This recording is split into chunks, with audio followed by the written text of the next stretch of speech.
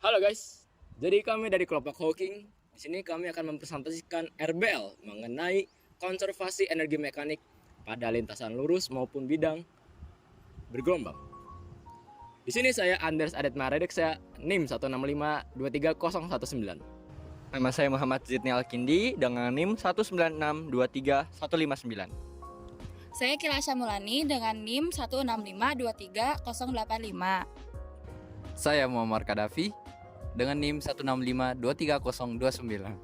Saya Betnego Ozoralael dengan NIM 165230005. Nama saya Firda Dianida Zahra dengan NIM 165230089. Nama saya Angelina Wahyuni dengan NIM 165230099. Nama saya Najwa Kani Fatimah dengan NIM 196231117. Tujuan kami melakukan percobaan ini pertama yaitu menghitung percepatan gravitasi berdasarkan hasil percobaan. Kemudian menghitung dan menyelidiki energi kinetik, energi potensial, serta konversi energi mekanik pada peristiwa gerak di permukaan bidang miring dan lengkung. Dan yang terakhir, menyelidiki pengaruh bentuk dan kemiringan lintasan pada waktu tempuh benda yang bergerak pada lintasan. Selamat menyaksikan. Nah, selanjutnya mengenai alat dan bahan. Dalam percobaan kami ini, alat yang kami butuhkan yang pertama ada mistar, lalu ada penggaris busur, lalu juga ada lem tembak, ada gunting, dan ada cutter. Sedangkan untuk bahannya kami membutuhkan kelereng, di mana kelereng ini terdapat dua ukuran, yaitu kelereng sedang dan kelereng kecil. Untuk kelereng kecil sendiri memiliki jari-jari 0,625 cm, sedangkan untuk kelereng sedang memiliki jari-jari 0,9 cm. Dan untuk kardus kami membutuhkan 2 buah kardus. Oke, sekarang kita akan menjelaskan mengenai cara pembuatan. Oke, yang pertama, siapkan alat dan bahan yang sudah teman saya sebutkan. Yang kedua, buat sketsa berbentuk persegi panjang sebanyak 4 buah, 2 untuk alas dan 2 untuk tinggi. Setelah itu, kita ukur untuk lintasan yang berbentuk bidang miring maupun yang melengkung. Yang keempat, gunting sketsa yang sudah dibentuk. Setelah itu, tempelkan setiap komponen yang sudah kita gunting menjadi kerangka seperti ini. Setelah itu, agar bola tidak jatuh ke bawah, kita buat penyangga di setiap sisinya. Setelah kita buat penyangga, kita tempelkan di masing-masing sisi sehingga menjadi produk hasil seperti ini. Oke, jadi pada bagian sebelumnya sudah dijelaskan bahwa kita menggunakan kelereng besar dan kelereng kecil sebagai objek pengukuran kita. Dan di depan saya ini terdapat lintasan lurus serta lintasan melengkung. Cara kerja dari percobaan kami adalah kita menaruh kelereng di lintasan, di titik tertinggi dari lintasan, lalu kita membiarkan kelereng tersebut turun hingga mengenai pembatas. Kita melakukan satu take video dengan masing-masing kelereng untuk masing-masing lintasan, dan kita melakukan percobaan sebanyak 10 kali untuk masing-masing kelereng, sehingga kita mendapatkan total 40 percobaan untuk eksperimen ini.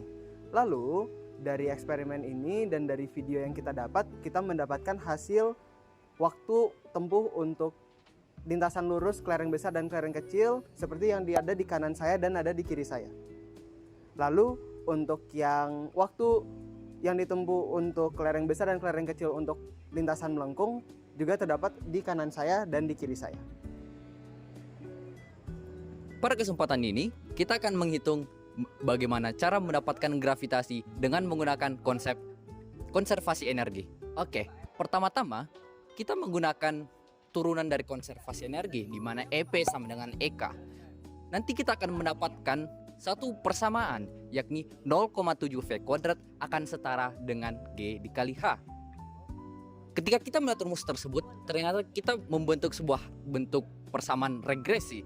Y sama dengan MX, Y sama dengan yakni 0,7 V kuadrat, dan G sebagai M, dan H sebagai X. Dan ternyata kita sudah mendapatkan data-data tersebut di Logger Pro.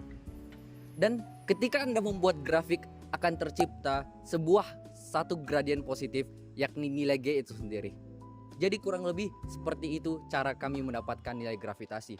Dan terlihat galatnya cukup kecil dikarenakan kami menggunakan banyak percobaan dan kami merata-ratakan semua demi mendapatkan gravitasi dengan galat yang sangat kecil. Jadi energi potensial yang kalian dapatkan itu berdasarkan dari rumus mg dikali y yang merupakan tinggi bola yang dilepaskan daripada lintasan. Untuk y itu adalah rata-rata dari tinggi bola dilepaskan berdasarkan percobaan yang 10 kami lakukan. Nah, untuk mendapatkan energi potensial, kami mendapatkan dari percepatan gravitasi referensi dan juga percepatan gravitasi hasil percobaan atau regresi linear. Untuk percobaannya kami menggunakan bola kecil dan bola sedang, dan datanya dapat ditampilkan sebagai berikut. Untuk lintasan datar, itu bola kecilnya dan bola sedangnya. Ini menggunakan percepatan gravitasi yang referensi. Untuk percobaan yang menggunakan percepatan gravitasi hasil regresi linear, kami menampilkan untuk lintasan datar ada bola kecil dan juga bola sedang. Dan untuk percobaan yang lintasan melengkung ada hasil dari bola yang kecil dan juga bola yang sedang. Kemudian kami akan melakukan perhitungan terhadap energi kinetik dari percobaan ini. Untuk energi kinetik, kami menghitung dua jenis energi, yaitu energi kinetik rotasi dan juga energi kinetik translasi. Untuk energi kinetik rotasi, kami menggunakan rumus tengah I dikali dengan omega kuadrat.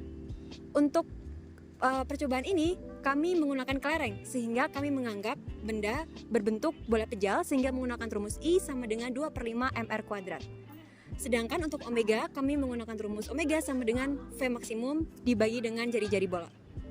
Kemudian untuk eka translasi, kami menggunakan rumus eka translasi sama dengan setengah M dikali dengan V max kuadrat.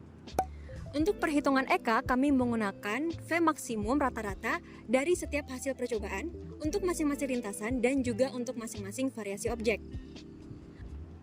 Baik, sekarang saya akan menjelaskan mengenai pengaruh perbedaan bentuk lintasan miring dengan yang melengkung terhadap waktu yang ditempuh oleh partikel. Hal ini dikarenakan lintasan yang melengkung menggunakan konsep brachistokron. Lintasan melengkung ini atau yang bisa kita sebut cycloid menerapkan konsep brachistokron karena konsep brachistokron hanya bisa berlaku saat titik awal mempunyai ketinggian yang berbeda dengan titik akhir dan juga percobaan yang dilakukan berada dalam pengaruh gravitasi. Pada dasarnya, konsep brachistokron ini menerapkan hukum Snellius pada setiap titik di lintasan melengkung tersebut. Hukum Snellius mengatakan bahwa perbandingan antara sinus dari setiap sudut di titik tersebut dibandingkan dengan ketinggian yang diukur dari titik awal benda, akar dari ketinggian tersebut akan menghasilkan suatu konstanta seperti persamaan ini. Sehingga lintasan yang berbentuk sikloid akan memanfaatkan percepatan gravitasi lebih efektif.